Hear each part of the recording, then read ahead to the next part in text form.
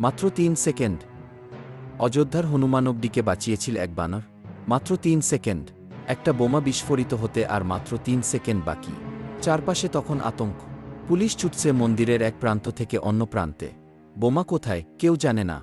সময় দ্রুত ফুরিয়ে যাচ্ছে। আর ঠিক সেই মুহূর্তে একটি বানর এসে এমন কিছু করল যা দেখে সেখানে উপস্থিত সবাই স্তব্ধ হয়ে গেল। তার মুখে ছিল দুটি বৈদ্যুতিক তার, আর সেই তারের অন্য প্রান্ত, সেটি যুক্ত ছিল একটি টাইম বোমার সঙ্গে।